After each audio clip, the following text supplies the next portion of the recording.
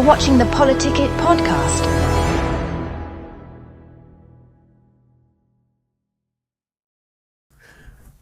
Good evening. Welcome to Politic-It podcast. I'm Senator John Johnson, and today we have Tawnee McKay with us, who is a candidate in the finals for mayor of Riverton. Yep, I am. I currently serve on the Riverton City Council. It's my 8th year, and now I'm running to be the next mayor of Riverton. That's really something. Let's talk a little bit about your background. Where'd you grow up? Tell us a little bit about your growing up experience and how you got to where you are now. Okay, awesome. I grew up in Cache Valley, and I loved it up there. One thing, I do have a finance background, and I think part of the reason I do was because when I was young, my dad was in a really bad motorcycle accident, was in a coma for a couple weeks, broke several bones, and then he had to go back to school, back to college, and my parents had 5 kids at the time, and so I remember, the power being turned off and us going to work on the church farm and uncles pitching in to pay our mortgage payment. And I remember feeling like I never want to be in that situation where I wonder where my food's coming from or having utilities turned off.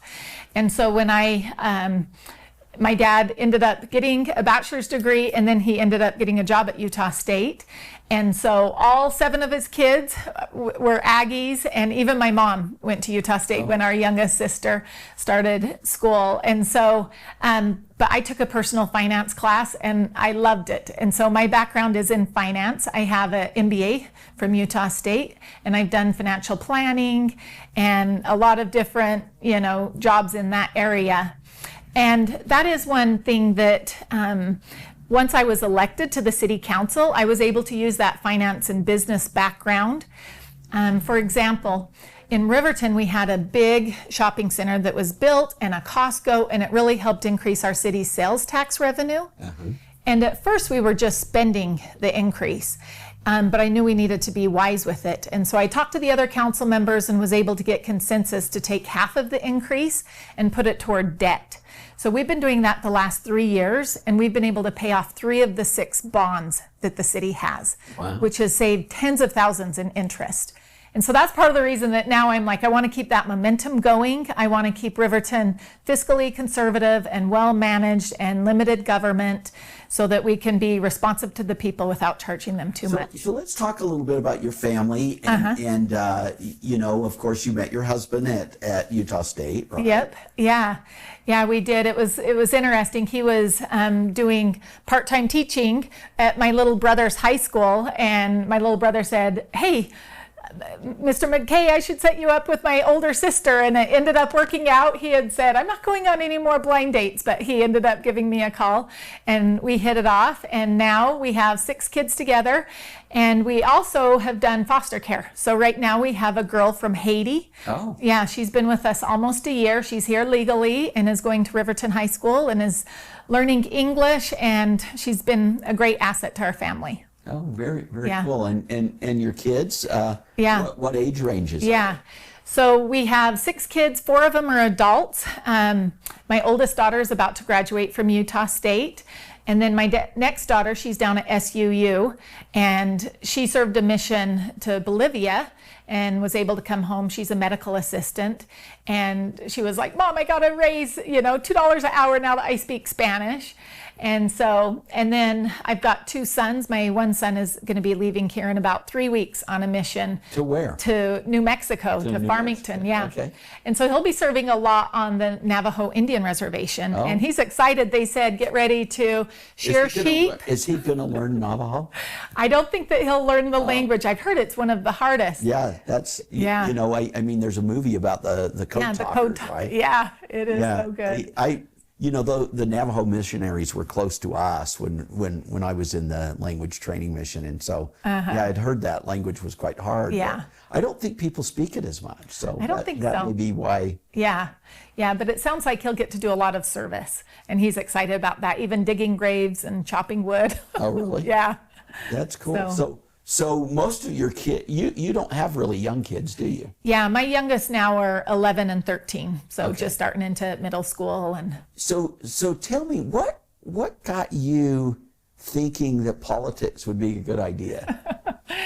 Well, I was doing financial planning, and our city ended up approving a park, and they put an old dome meeting hall, and it ended up being a really large bond. And it made me wonder how many of our residents really want a reception center, and for the government, the municipal government, to build this reception center. And so when I knew that our seat was up for to be elected, I started asking friends and other people, hey, have you ever thought of running for city council? In addition, I felt like there needed to be a voice of a mom.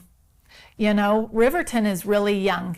We have over a third of Riverton is 18 and under.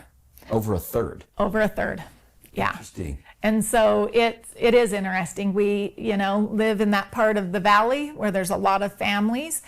And I think that, we need to make sure that we are meeting the family's needs and even understand some of the mental health issues that are going on and things like that. So when I couldn't recruit anybody else to run, I contacted my husband. I said, man, I think I'm going to put my name in the hat.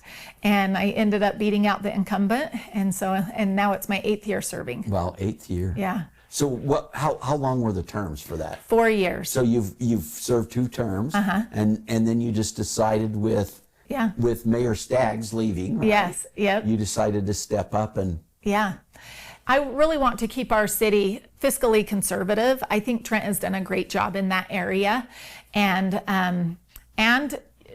showing some of those Republican values. And I'm a lifelong Republican, and so I want to keep those values going strong in our community. Yeah, very good. When you mentioned that your family struggled when you were growing up, I think that gives people a unique perspective of the imposition of government onto individuals, right? Yeah. People say, well, this is only $200 tax increase. Being able to recognize that $200 to some people is a lot of money. Yeah. Right? Yeah. It's really true. And one thing, it was a vote really early when I was elected to the council, but Riverton, we had contracted with a big regional police agency. And at first, our police officers would be one day in Riverton, the next day in Salt Lake, and then in West Valley, and they kind of moved around. And so we did the analysis, and I was the deciding vote to self-provide our police department, and that has saved our city over $21 million. Really? And that's one by thing. Having your own police force? Yes, yep. And so we haven't had to increase their budget or our residents' property tax for police or fire in the 8 years since I've been on the council. Well, and when you talked about the proper role of government, right? That's a big thing to you, right? Yeah, it really is. It's almost like, I feel like the hierarchy of needs. And with municipal government, I think police and fire is very important. Make sure those things are covered. And then above that, make sure our streets are taken care of, that people have clean water, that their trash is being picked up. And then above that, make sure the potholes are taken care of, and right. that people aren't speeding down our streets, and then these are the essential things that the city should provide, right? Yeah, and then up at the top, maybe the Parks and Rec, and making sure that our we have great community events, which we really do. But one thing that I have noticed is just, I feel like a lot of cities are starting to move beyond those basics, and so we can talk more about that. Well, let's take a break and we'll come right back. Sounds great. Okay. Tired of media bias? Frustrated by political noise?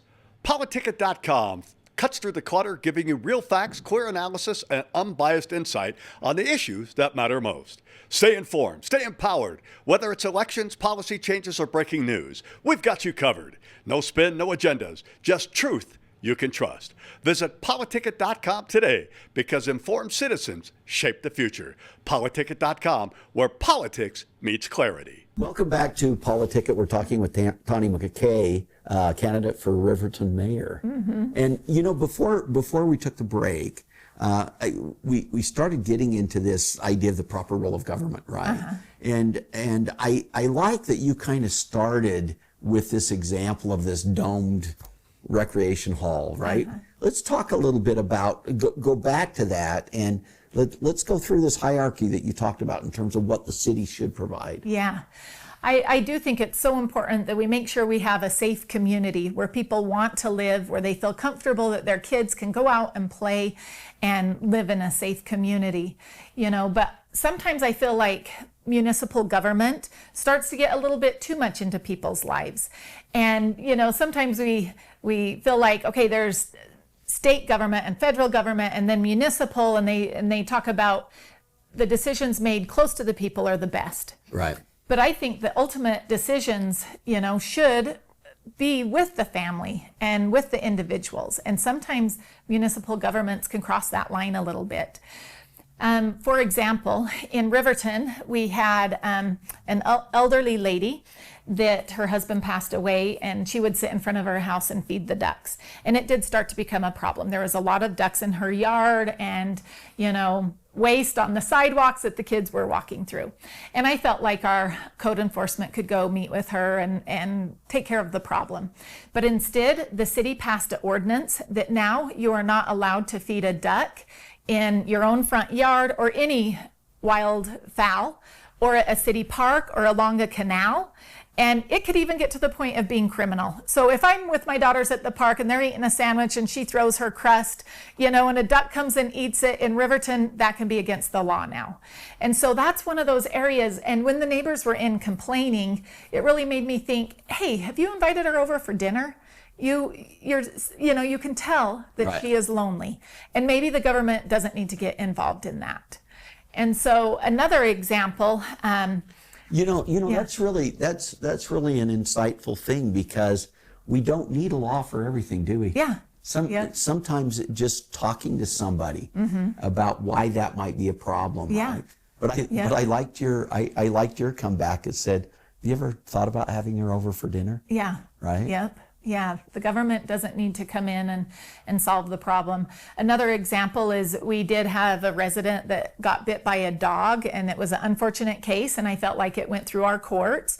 But then one of the council members had been bit by a dog, when she was younger. And so we ended up passing this, and this is an exact quote. Okay. A person may kill a dog if it is repeatedly barking, baring its teeth, or growling. But it doesn't even say, if it's off leash or if you feel like it's going to attack, and it doesn't even say if it's not on their property. And so, you could be walking along a fence and a dog could be barking at you or baring its teeth, and now you have a right to kill it. I could not believe when that passed. And I really feel like that oversteps. Because for a lot of people, a dog is like their child. Right. And there's other people that don't like dogs. Right. And I think, of course, if they are really feel like their security, that Right. they should be able to do. But I felt like There that should was be too due broad. process in a way, right? Yeah. Yeah. It may be different if you're under imminent threat. Yeah. Right? Yeah. Where this dog may attack coming you. at you. Right. Yeah. That's a little bit different situation, Yeah. isn't it? Yep. Yeah. One other quick example, a lot of our residents were starting to get storage containers that were like cargo containers, kind of like the back of a semi. Uh-huh. And one older lady, her wood barn had burned down with her hay in it and stuff. And so she got a couple of these cargo containers. She was on over an acre, and they were back behind her house, so not visible from the street. And she was saying the reason she liked them is because you could shut the handle, it would seal up so that they weren't, they didn't have moisture problems, bugs didn't get in it. She had one of them for feed, and then the other one was for the tack for her horses and stuff. And she liked that it was such a heavy corrugated metal. Right. And they looked nice. They weren't rusty. They didn't have a big advertisement on the side. But our city passed an ordinance that she can't have those. She would have to add like a vinyl siding or something to match her house, or wood or stone or brick or something. And the lady's like, then she was using it as the corner of her horse pasture. And she said, my horses, they would break apart the vinyl. It would, they would get scratched and cut, and it's an inferior product that the city was forcing her. And so I start to just feel like, at what point do we really honor property rights and let people make their own decision? Or does what their neighbors want mean more than what their family wants and needs? And so I feel like we really need to be respectful as municipal governments and protect people's rights to life, liberty, and property. And that's the way we should be managing our cities. Yeah, I can see that. Yeah. So you had mentioned something about an HOA, and I thought that was a cool example that you gave when we were talking during the break. Yeah, I was recently at a meet and greet, and it was at a HOA. And HOAs can be great if they do the landscaping and it can look nice, and people can choose if they want to live in the HOA. But the other candidate said, I think that our city should be ran like a HOA. And the more I was thinking about that, I've been knocking doors, and so many people are frustrated with their HOA. The costs keep going up. They feel like they aren't very responsive. If you had a problem with, some concrete and you wanted it lifted, if it was your own money, you could make that decision. But if it's the HOA, you have to keep asking them and requesting. Right. And you may want to cut your own grass. Yeah. Right? Yeah. It's so true. But also, we have a townhome that we rent out, and we got a $25 fine, and they sent a picture, and I didn't even know what was wrong. And I was trying to communicate back with them, like, is it something in the garage? I don't see any flags on the exterior. What was even the problem? The next day, it was another $25 fee. And then they finally got back to me, and they said there was a couple spots of grease on the, oil. And by the time I communicated it back to my residents and got it taken, it was $75 later. In fines. Yeah, for a couple small spots. Because it violated the... Yeah. And as I read back through the HOA, if people want to live in a neighborhood that has more restrictive covenants, they should be able to, right? Yeah. And that's kind of your point, right? Yeah, it should be their choice. Yeah. But the city shouldn't feel like, we're going to be, doing so much code enforcement and fining people, and I don't like the way your yard looks, and your neighbor doesn't want you to have this storage container. This neighbor doesn't want ducks or pigeons, or right. Our code enforcement gets called, we have pigeons in our neighborhood, and it's like, do you expect the city to come out and throw a big net over your house and catch those pigeons? At some point you have to buy an owl and put it up there yourself. Right. The city can't solve everybody's problems. And that's kind of your point, right? Where's that line? What's the proper role of a municipal government? Yeah. And that balance between personal property rights and the rights of others. Yep. Right? Yeah. I totally agree. So I would love to see Riverton kept fiscally conservative, and I love that our police department now, they stay in Riverton. They can do community law enforcement where they get to know our residents, and a lot of times assisted living centers and places like that get a lot of calls, and now they know the floor plan, they know the procedure that each of them use. And so it was a wise decision. It's a community policing. Yeah. There's aspects of that are good for the community, right? Yep. And that presence there all the time too keeps crime down, right? Yep. And that was a major difference between the other candidate and myself, was that, she voted against it, but it has saved our community $21 million so far. And that really adds up. And so there's young families. There's that finance background coming in. Yeah, to be able to analyze it and really say, is this the best? And actually that's really important for the mayor, right? Yeah.